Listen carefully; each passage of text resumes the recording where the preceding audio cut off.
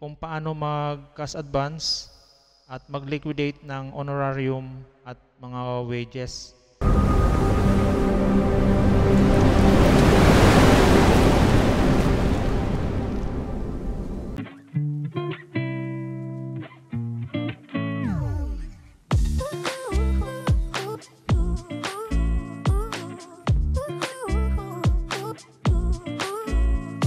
Hello mga partners, magandang araw muli. So welcome po sa ating bagong video. May mga nagtatanong po kasi sa atin kung paano yung proseso mula sa pag-cash advance at hanggang sa ma-liquidate po natin yung ating mga honorarium at mga wages kung meron po tayong mga employees sa ating barangay, no? So ito pa rin po ay under sa ating financial management of the barangays. So, let's go po. Una, kailangan po may mga i-consider tayo para makapag-decide tayo na mag-cash advance ng honorarium, honoraria, or mga wages, no? So, unang-una, tayo po ba ay mayroong available fund para po sa ating honoraria or honorarium, no? So, siguro naman po meron. So, same kung sa mga wages po natin, sa ating mga employee or sa ating mga job orders, yung mga contractuals na ating employee sa ating barangay, kung meron po tayong pondo sa kanila. So, kailangan po natin i-determine yan. So, kung wala, syempre, hindi tayo pwede makapag-cash advance. Then, syempre, kung yun, meron po bang mga accomplishment report? Unang-una po, alam mo, sa mga barangay officials, meron po bang accomplishment report? Individual, ito po yung monthly accomplishment report, or yung sa kabuuan ng barangay, meron po bang accomplishment report yung barangay, no? Usually ito po ay ginagawa ni secretary. So ano po ba yung mga naging accomplishment ng barangay sa loob ng isang buwan? At doon naman po sa mga job orders, sa mga contractual, meron po ba silang mga daily time record, no? Attendance po nila sa kanilang trabaho. So yun po yung magiging basis natin para po sa pag-cash advance natin. Ano po yung mga attachments sa ating documents, no? So ganoon din po para po sa ating mga barangay officials, dapat po meron po tayong mga attendance records, lalo na po during the 2 sessions, no?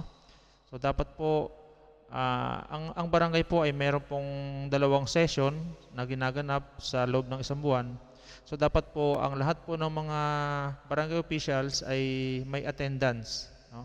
So para ma-consider po na sila po ay pwedeng makakuha ng kanilang honoraria or honorarium, no? Same, ganun din po mga minutes of the meetings, dapat kasama din po yan, naka-attach sa ating mga documents para po sa cash advance. Katunayan na yun po yung pinaka-report ng ating mga barangay officials na ginawa po nila sa loob ng isang buwan. At syempre kasama po doon yung ating mga disbursement vouchers, mga documents para po sa pag-cash advance. So yun po yung ilan sa mga dapat natin i-consider bago po tayo decide na tayo po ay mag-cash advance para po sa honoraria or sa mga wages. So punta po tayo doon sa ating mga disbursement documents. Ano po ba yung mga kailangan natin i-prepare para po sa cash advance, no? So unang-una, syempre yung disbursement voucher, no? Gagawa po tayo niyan. So kung titignan po natin to, yung buong page, no, ganyan po yan, no? Usually nasa ano po yan sa amin, sa long bond paper, doon po siya naka-layout, no? So kung titignan po yung details, usually na-discuss na po natin to sa mga previous videos ko, no? Kung hindi pa po kayo masyadong familiar sa disbursement voucher, kindly search na lang po nung topic natin about disbursement voucher sa mga previous videos ko po, no? So ito po yung DV or disbursement voucher. So ito po yung date, disbursement voucher number. Na-explain ko na rin po sa inyo kung paano po ginagawa to, no? So kung anong barangay po kayo, barangay government of, ilalagay lang po. Supplyan lang po ng mga details na kailangan dyan.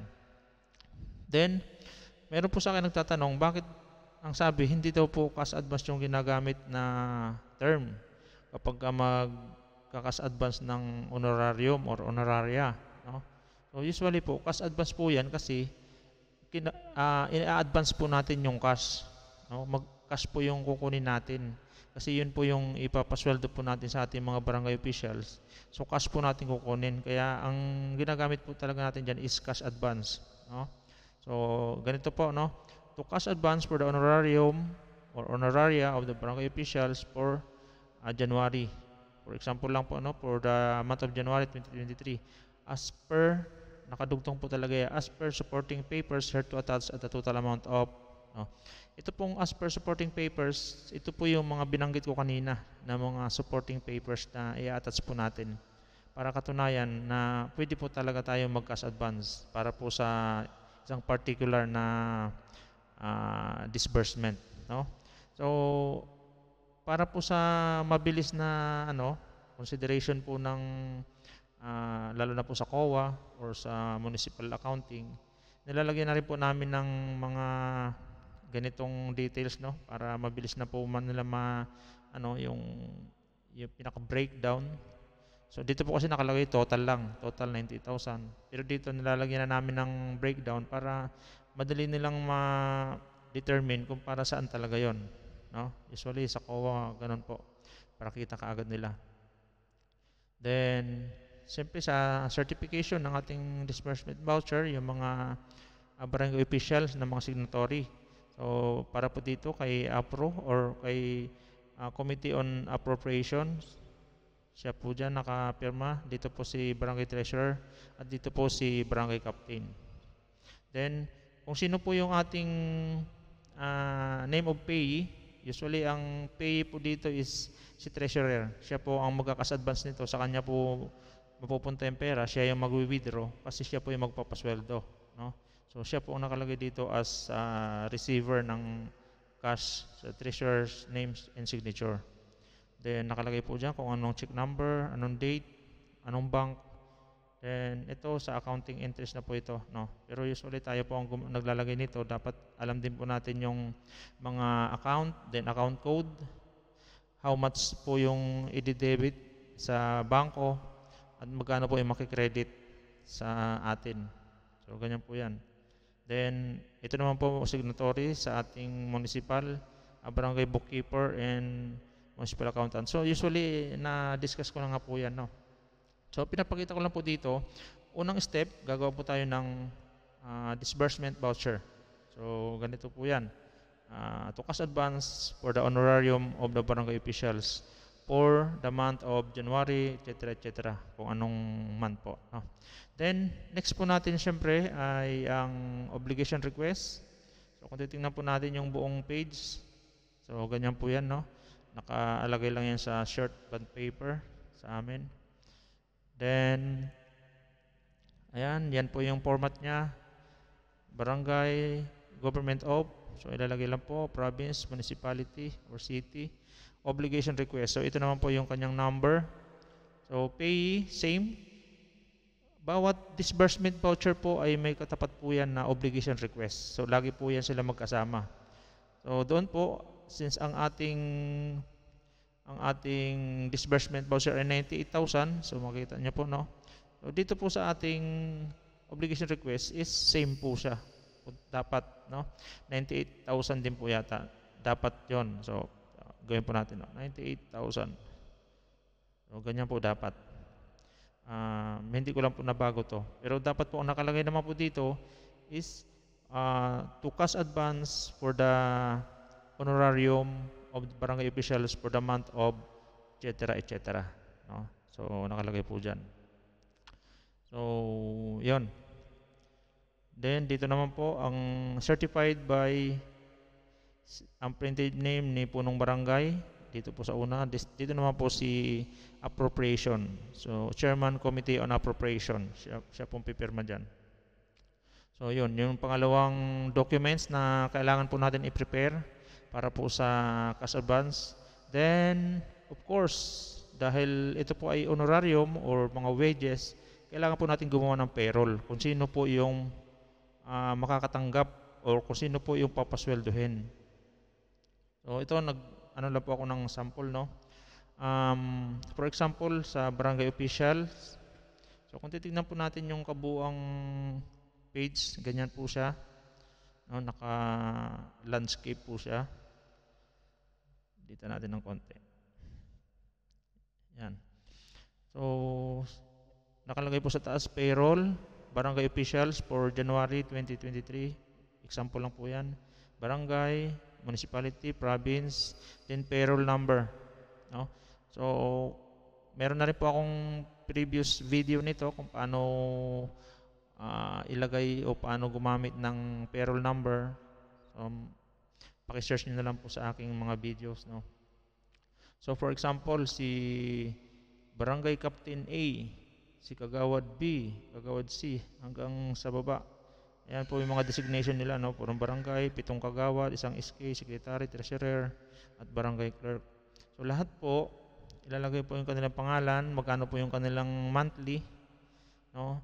Then, CTC, date issued, then, kung magkano yung net na makukuha nila. Usually kasi pagka may mga absent sa halimbawa kulang ng session, ng attendance, so mababawasan po yung kanilang honorarium.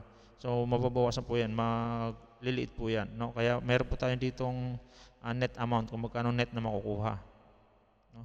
Then, ito po yung pinaka-column para po sa kanilang signature. Ang iba po nagtatanong, dapat ba pag gumawa ng cash advance, mga documents, siyempre papipirmahan po natin yan sa munisipyo, sa municipal accounting. Dapat ba pirmado na ng mga barangay officials? Siyempre hindi pa po. Kasi hindi naman po sila pwedeng pumirma dyan hanggat hindi pa nila nare-receive yung kanilang pera. So, once na mag-apply pa lang po tayo or mag-cash advance pa lang po tayo, so wala pa pong pera, so understood po yan, wala pang pirma yan. No? Ang kailangan lang po papirmahan dyan, itong mga certification, certified by sa CCA, sa barangay treasurer, sa barangay captain. No? Ito lang po ang may pirma dapat dyan. Dito po yung papipirmahan sa accounting at saka sa accountant. No? Pero ito pong signature of the recipient, wala pa po yan. Mapapirmahan po kasi natin yan kapag nakuha natin yung pera, pag naibigay na natin sa kanila. No? So may nagtatanong pong ganon kung kailangan pipirmahan na po ba. Hindi pa po muna yan papipirmahan. So ano pong purpose niyan? Bakit may payroll tayo? Para isa po yan sa mga attachment ng katunayan kung magkano talaga yung kailangan nating i-cash advance. No? I-attach po yan doon sa ating voucher. Okay? So halimbawa sa barangay officials, sa ating mga barangay tanod. Ayan. So, yan mga halaga, no? For example lang po yan. Hindi po yan tama yung aking mga nilagay na halaga, na amount. No? Sa ating mga BSW, BSI, BNS, mga child development workers, no? Nakalagay po dyan. So, hindi po magkakapare-pareho yung ating mga employees or yung mga barangay officials.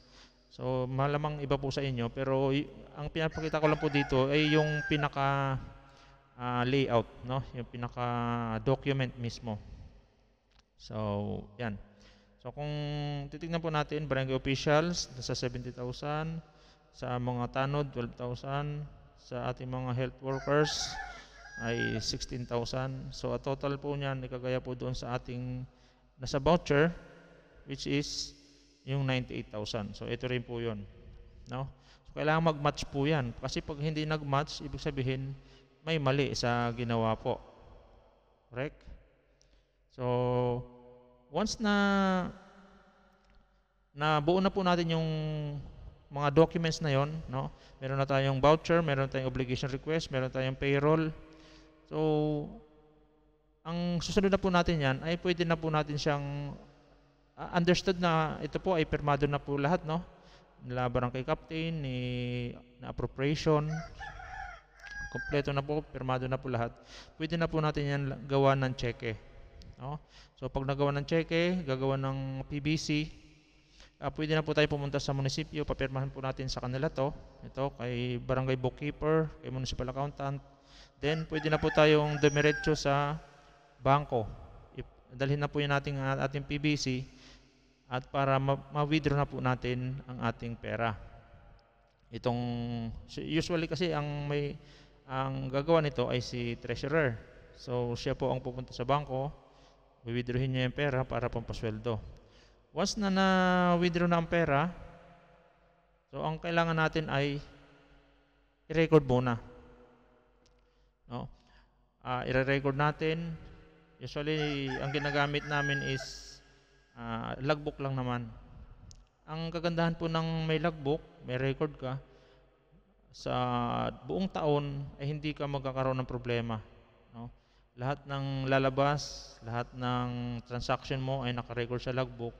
So anytime na kailangan mo ng mga details, kailangan mo ay madali mo lang hanapin sa logbook, no? Kagaya po nito, kunyari ito, cash advance, honorarium o barangay officials for the month of January 2023.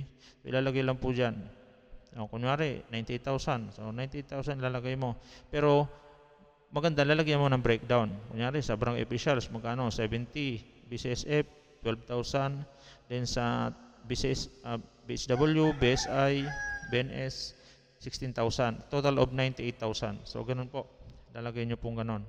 Para makita nyo kung para ma-record nyo ng maayos. Nandiyan po yung disbursement voucher number, obligation request number, no? So dapat nga meron ka pa rin dito ng payroll number para alam mo rin kung pang ilang payroll na yung ginagawa mo. So nasa diskarte po ninyo yan kung anong mga lalagay nyo. Dito nakalagay din po dito name of the treasurer, dahil siya po yung name of payee. Itong naka-parenthesis po na to, kung sino po yung name of payee, siya pong ilalagay dito. So sa sitwasyon po na to, si barangay treasurer po yung payee, siya po yung makaka-receive ng cash, so siya po ilalagay dito. Then ito po yung check number, no? Then anong budget po galing. So usually ito po ay general fund sa personal services. So kung tutusin, halos kompleto detalye. So next time na kailangan mo ng details kung anong klaseng transaction yung ginawa mo sa particular na to, ay madali mo lang makikita kung anong kailangan mo. Okay? So next. Ngayon na-withdraw na natin, no? Na-record na natin. Kailangan naman natin i-record ngayon sa cash book, no? Napaka-importante din po nito. Bakit? Para po ma-update natin or makita natin yung balances ng ating pera sa tatlong yung cash in local treasury, cash in local treasury, cash in bank, no? At saka yung cash advance. No? So dito, ang ginawa po natin ay cash advance. So, di ba, nung una, nag-cash advance tayo. Ayan po, nung January 25, nag-cash advance tayo. Cash advance honorarium o barangay officials for January. Halimbawa lang, no? Tapos ito, kunwari, yung check number. No? Kung mapapansin nyo, ito, 98,000. So, yan yung, dito sa local treasury, wala siyang kinalaman dyan, no? Dito siya may kinalaman sa cash in bank kasi magiging check issued po yan. Mag-i-issue po ang bangko, mag-i-issue po tayo ng cheque, kabawasan po yan doon sa mawi-withdraw po yan doon sa ating balance sa DBP. So kung magkano po yung balance natin, for example, ito ang balance natin, ang huling na-withdraw ay 1,500, so meron tayong 778,200, yun yung pinaka-previous balance. Bawasan ng 98,000, kaya naging 680,200 na lang. So yan po, ibig sabihin, pag check issued, pabawas dito sa ating balance. Pero kapag nag-deposit tayo, padagdag naman siya. Kunwari, ito na lang, no? Ito po ay yung NTA, National Tax Allotment. Dinedeposit po yan sa ating bangko, kaya madadagdag po yan. No? So, anong ginawa natin? Pagre-record po niya sa cash book, January 25, cash advance for the honorarium for the barangay officials, check number, yun po yung pinaka-reference natin, check number. Then, since ito po ay mawi-withdraw, so mababawas po yan dito sa ating check, sa ating pera sa bangko. No? Then, since ito po ay cash advance, nakita naman po natin dito, di ba? Cash advance, papasok din po yan dito sa receipt. Kasi may mga nakalagay po rito cash advance. So lahat po ng mga cash advance, lalo na po na kailangang i-liquidate, kailangan po natin yan i-record po dito sa cash book. So kagaya po ng mga wages, honorarium, no? Nire-record po yan dito at nilalagay rin po yan sa receipt. Once na na-withdraw ng barangay treasurer, so ibig sabihin, understood, yun po ay receipt na. Natanggap na yung pera. So, ang susunod po niyan, kailangan i-liquidate. Ito naman po yung disbursement. So, nung time, kunwari, balik tayo dito sa ating payroll. Kunwari, lahat noon, si barangay officials, na bigyan na natin yung pera, lahat po yan, nakapirma na dito lahat, nakapirma na. Pati sa ating mga tanod, nakapirma na. Sa ating mga health workers, nakapirma na. So, naibigay na natin lahat. So, it's time na ngayon na tayo po ay mag-liquidate. No? Paano po i-liquidate? So, once na pirmado na lahat, so pwede na natin sabihin na i-liquidate na natin. For example, ito. Noong January 31, liquidation of payroll ng mga barangay official. So, lahat po naibigay, lahat na pasweldo, walang natira. So, ibig sabihin, pagdating sa dulo, dito, disbursement na. Disbursement, yung 70,000 na ipamigay na lahat, na ipasweldo na lahat. Anong attachment? Yung ating payroll na pirmado ng ating mga barangay officials. Diba? So, same, ganun din po dito sa ating liquidation payroll ng mga BCSF or mga barangay tanod. Anong katunayan na napasweldo mo sila? Napasweldo na lahat. Pirmado na ang kanilang payroll. So, ganun po yun. Once na na-receive na nila, pwede na natin dito ilagay ang liquidation, na-liquidate na nila. So, yung natanggap na pera ni barangay treasurer na 98,000, kita natin ito, total receipt, ito yun, 98,000. Ngayon, nung niliquidate natin, 70, 12,000, 16,000, niliquidate natin, ang total na naliquidate natin is 98,000. So, ibig sabihin, yung nakas advance natin na 98,000 ay nai-liquidate na po natin. Na-liquidate na natin. Bakit may balance pa rin 1.5? Kasi mayroon pa po talaga siyang balance dito. No? Na first day pa lang ng buwan, mayroon pa talagang isang 1.5 na hindi nali-liquidate.